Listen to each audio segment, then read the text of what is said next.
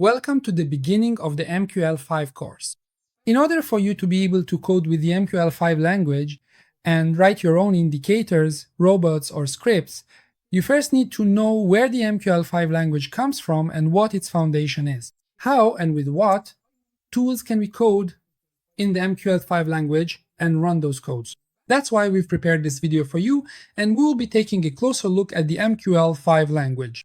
The MQL5 language is actually inherited from C++, but with some minor differences, such as the absence of address arithmetic in MQL5, the lack of a goto operator, no anonymous enumerations, and also no multiple inheritance. Now, if you don't know these terms, it's not important at all. We will go over each of these in detail later, and you will become familiar with all of them during this course. But perhaps the most important difference between MQL5 and C++ is the issue of multiple inheritance. That means in the classes you have in MQL5, you can't inherit from multiple classes. You're only allowed to inherit from a single class. Of course, most programming languages do not have multiple inheritance, and it's really only C++ that has this feature. It can actually cause a lot of issues in your code if you're not well versed in the structure, but for us, this won't pose any particular problem. So in order for us to be able to code with a language, we need an environment where we can write our code. What kind of environment should this be, and what features should it have? These environments where you can write code are called IDEs, or Integrated Development Environments. And in these environments, you can write your code, and they offer you a set of features.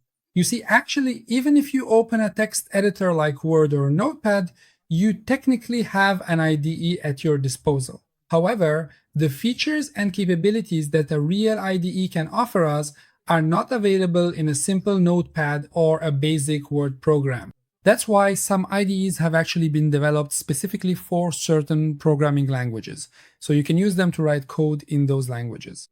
And there are also some IDEs that are general purpose, meaning they support a wide range of programming languages. For example, the VSCode or Visual Studio Code IDE is a very popular IDE. It's an IDE that actually supports a wide variety of programming languages, and you can use it for many of them. However, when it comes to programming with the MQ5 language, the MetaQuotes company itself has provided a dedicated software. They have provided an IDE specifically for coding in the MQ5 language called MetaEditor. This MetaEditor IDE has been designed and released exclusively and specifically for programming in the MQ5 language. To access this IDE, all you need to do is open your MetaTrader and click on the IDE button you see here to open your MetaEditor window. As you can see, this is a completely separate window from MetaTrader. This window is your MetaTrader, and this one is your MetaEditor. Probably the first time you open it, its theme is set to light mode by default, so it has a bright color scheme. But since I prefer the dark theme, I use it in dark mode. And well, kudos to them for adding this feature to MetaEditor in recent versions. But let's take a look together at what features this tool, which we have as an IDE, offers. As you can see in our MetaEditor, we have access to a code editor, a navigator, a toolbox, and most importantly, a compiler. But how can we access these features? As you can see on the left side, there is a window called Navigator. And if we want to enable or disable it, we can do so by clicking on Navigator in the View menu. This particular window prominently displays all the various files that we have meticulously written as executable code, presenting them in a very well organized, clearly structured, and easily navigable hierarchical arrangement. But where is this folder that you see as the base folder in the Navigator located? To access this, all you need to do is select the Open Folder option from the File menu. A window will open for you, as you can see here. And in this address that you see here, drive C, users, your username, the username you actually have, app data, roaming, metacodes, terminal, and a unique code that pertains to your terminal. This means that if, for example, you have 5 MetaTrader programs, this code will be different for each one. So if I go into the terminal folder As you can see, I have installed 5 different versions, meaning 5 MetaEditor programs, and the code you see here belongs to the software that is currently open, and the MetaEditor that I actually have on my screen right now. And in the MQL5 folder, as you can see, this folder named MQL5 is exactly the same folder that is being shown to us here in the Navigator. This folder contains various subfolders and directories, and we'll go through them one by one together.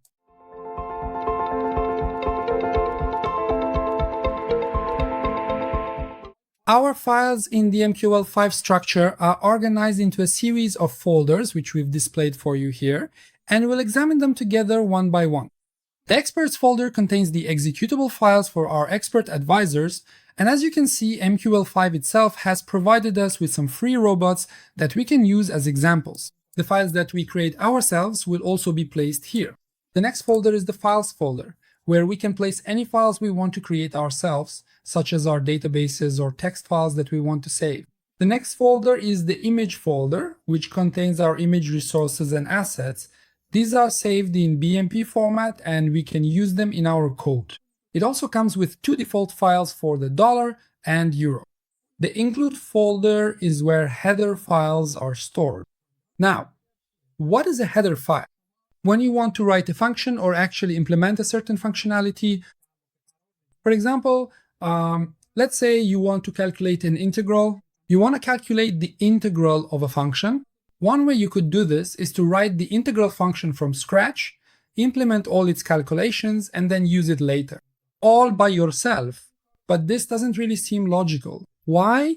Because integration is a very common operation, and many people before you have probably already written it. That's why in our include folder, we have files containing functions and operations that have already been written and are part of the standard library of MQL5 itself.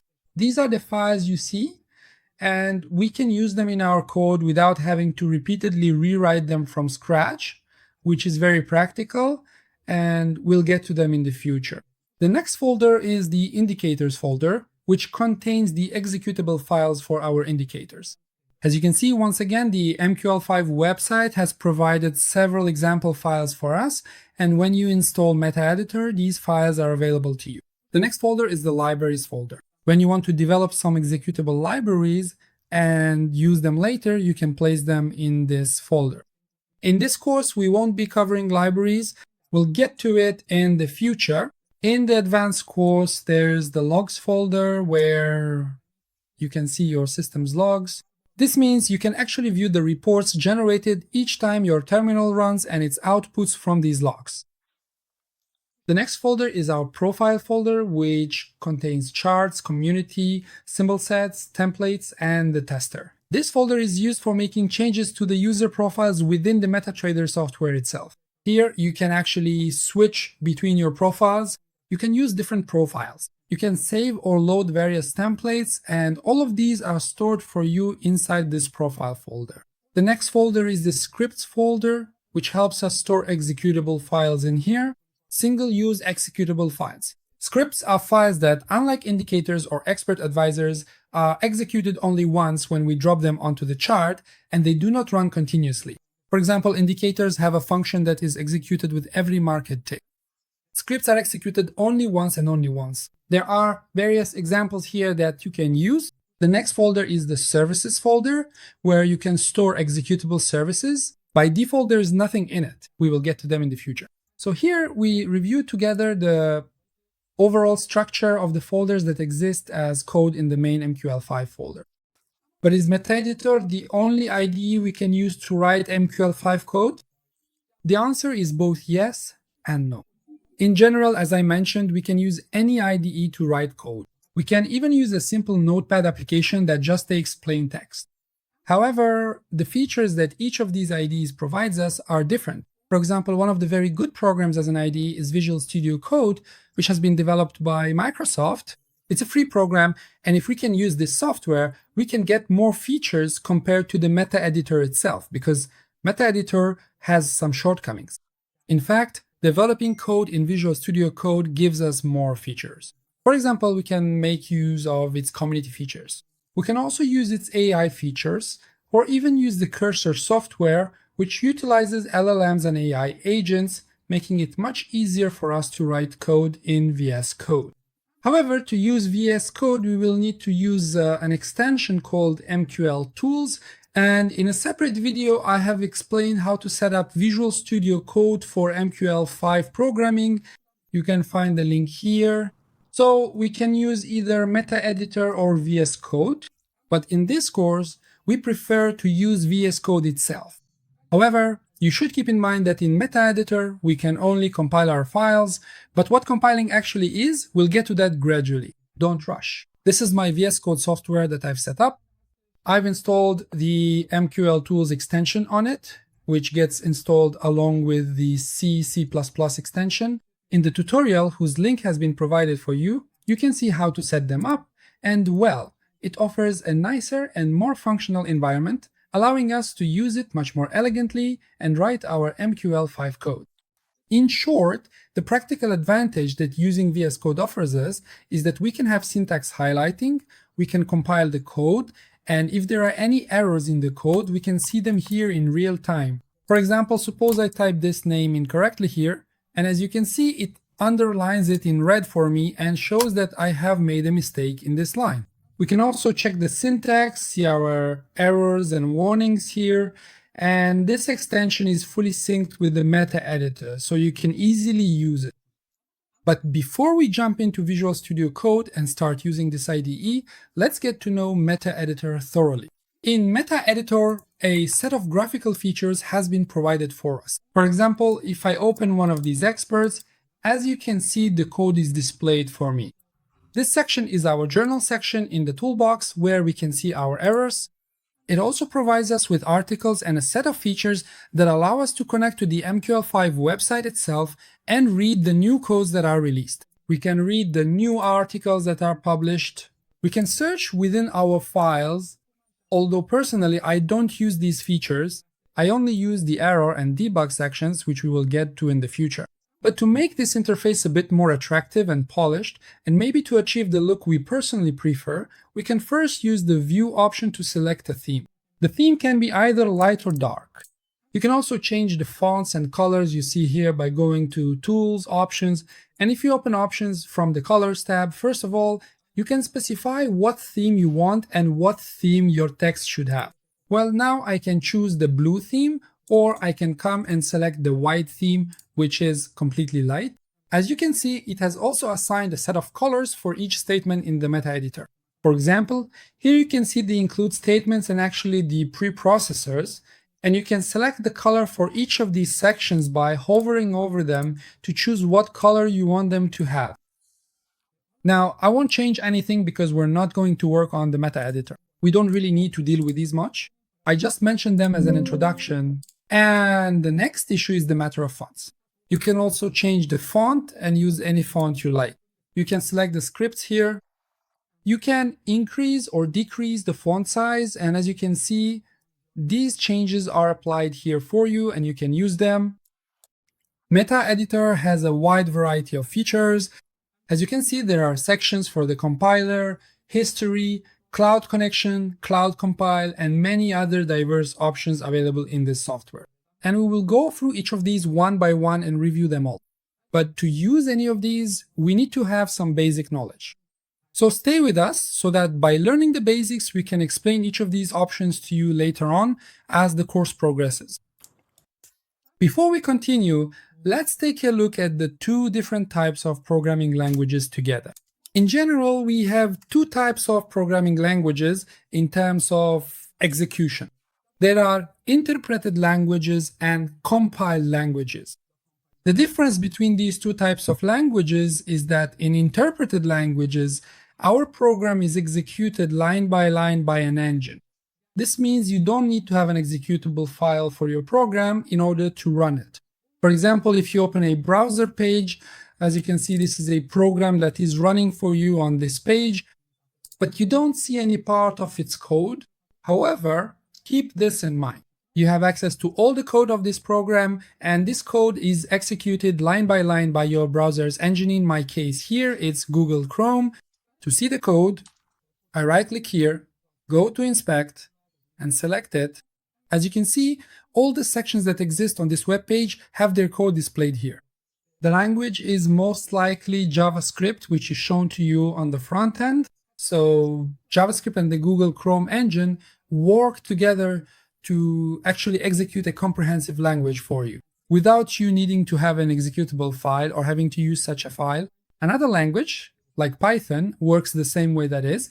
With Python, you can also execute the code line by line. But compile languages are those where after you finish coding, you need to convert that code into an executable file. The process of converting your code into executable files is known as compiling the code. Languages like C++, Java, and MQL5 are examples of these types of languages. To better understand the difference, imagine you want to run Microsoft Word on your computer. As you know, you need an executable file. That is, you click on the Word icon and the software opens for you. In fact, you have run an executable file. In MQL5 as well, we need to convert our files into an executable file so that we can eventually place it on the chart and use it. Now, what are these executable files? Generally, the executable files you are probably already familiar with are indicators and expert advices. Also, script files are another type of executable file.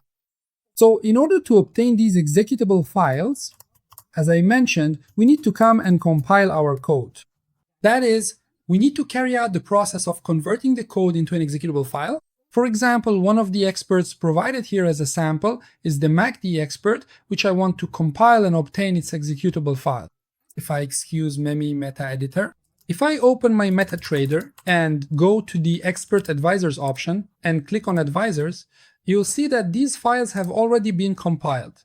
In order to open the folder where this information is stored, I press Ctrl+Shift+D, which opens my data folder, and then I go into the experts folder. As you can see, the files with the .x5 format are our executable files. These are actually the files that we can run on the chart within the MetaTrader software itself. Now I'm going to delete the file for this MACD Expert Advisor. As you can see here, the file no longer exists here. But if I go back and open my MetaEditor, since we have the code for this file, and the code file has the .mq5 extension, if I click on the compile option, after it compiles here and shows us that there are no errors or warnings, if we go back to the folder we had opened, as you can see, this file is created for us again. So we've now become familiar with two different formats that we deal with in MQL5 programming.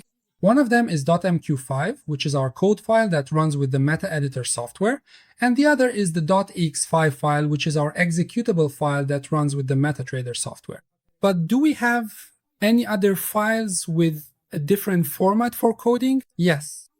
As I mentioned before, in the include folder, we have a series of files where some functions and programs have already been written for us.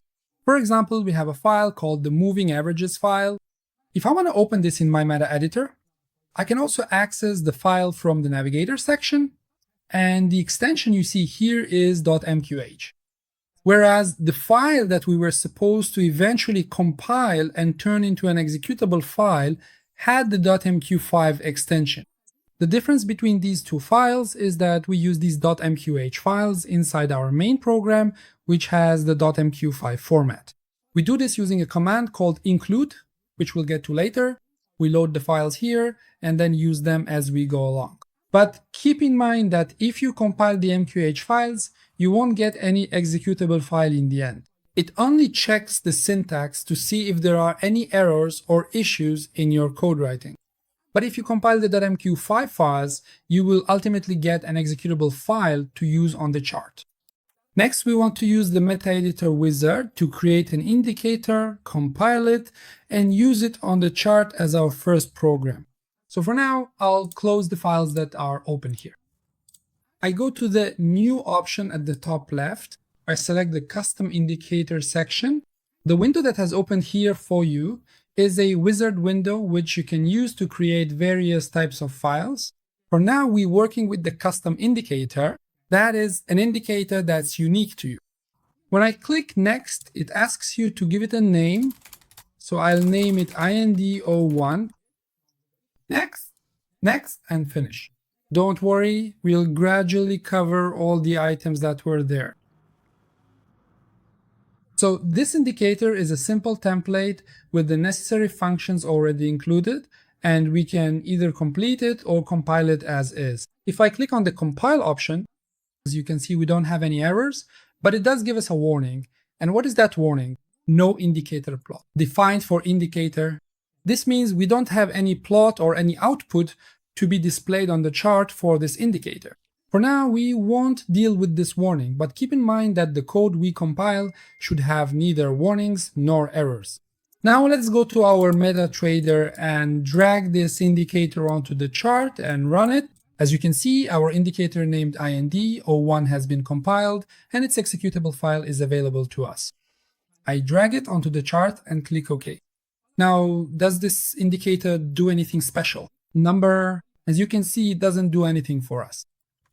Why doesn't it do anything? Because we haven't written any specific code in it and just use its default template.